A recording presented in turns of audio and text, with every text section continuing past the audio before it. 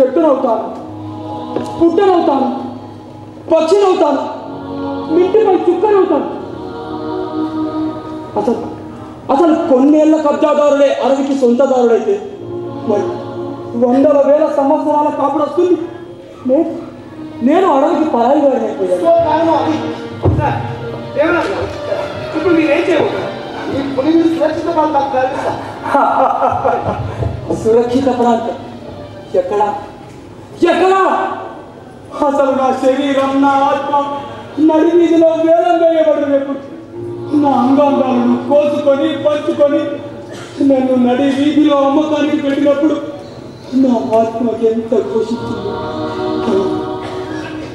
నా ఆత్మని భాషగా మార్చుకొని మీతో నిశ్శబ్ద సంభాషణ చేస్తున్నాను. డిస్టర్బ్ గా ఉంది సార్. నో ప్రాబ్లం, మొత్తం బంద్ చేస్తుంది. అది కాదు సార్, అటు చూడండి, మత్తు ఎక్కువైనట్టుంది, నీలా పడిపోతాను సార్. అసలు నా మీద నాకే సందేహం. నేను ముట్ట జీవినా లేక జీవన్ముతున్నా? ఒరే, మీ జాతికి ఎవరైనా తెచ్చిన జాతీయ మృగాలుగా నేను? నన్ను మీ దేశ ముఖ చిత్రంగా ముద్రించుకుంటున్నారు మీ నోట్ల కాగితాల పైన.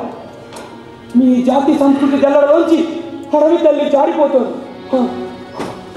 ఆ తల్లి చుట్టూ పిశాచాలు శవజాగరణ చేస్తున్నారు. ఆ తల్లి శివయాత్రకు సన్నాహాలు చేస్తున్నారు. అసలు నా ఇల్లు ఎలా ఒరిగిందో నాకు తెలియాలి. అసలు నా ఇల్లు చివరకు నా శ్మశానాన్ని కూడా నాకు దూరం చేసిన క్రూర మృగాలుగా లేరు.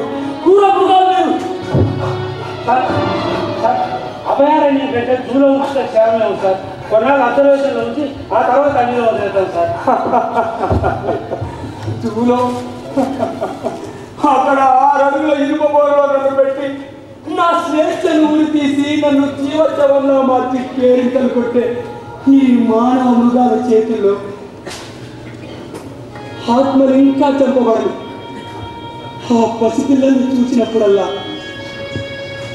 ఆశగా చిన్నారుల కళ్ళల్లోకి దీనంగా చూస్తూ మీరైనా మమ్మల్ని అర్థం చేసుకోగలరా అని అర్థిస్తాను.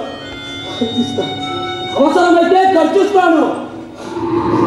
ఆ చిన్నారులకు చెబుతానమ్మా, గత కాలపు మానవత్వపు విలువల గురించి, ఆ కాలపు మనుషుల త్యాగాల గురించి, ఆ తీయని జ్ఞాపకాల దొంతల గురించి కథలుగా చెబుతానమ్మా. గతాన్ని చూసి పాఠాలు నేర్చుకోమని చెబుతాను. అమ్మా అమృతాదేవి, అమ్మా నీ త్యాగం వృధా పోకూడదమ్మా. నీ త్యాగం వృధా పోకూడదు అమ్మా. గాయపడనిదే కుడని తల్లి సృష్టికి పురుడోసెన. గాయపడనిదే ఆడ జన్మ బిడ్డలను కని పెంచునా. గాయమంటే త్యాగమమ్మ, గాయమంటే త్యాగమమ్మ, గాయమే నిర్మాణమమ్మ. గాయపడుటే ధర్మమమ్మ, గాయపరచుట కూడదమ్మా.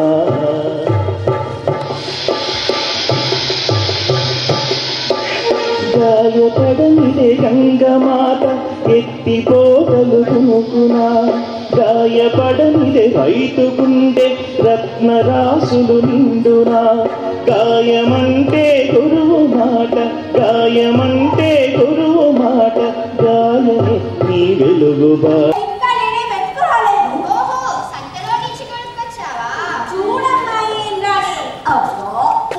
చెప్పలేవండి, నేనేం వాళ్ళమ్మ నుంచి తేలేదు. వాళ్ళమ్మ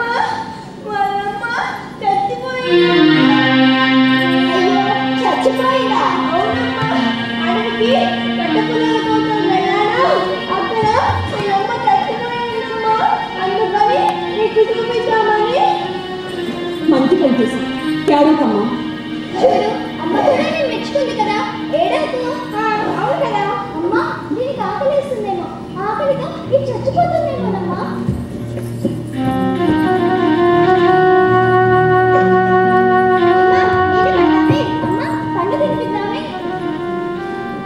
బిడ్డ ఆకలి తల్లికే తెలుస్తుంది.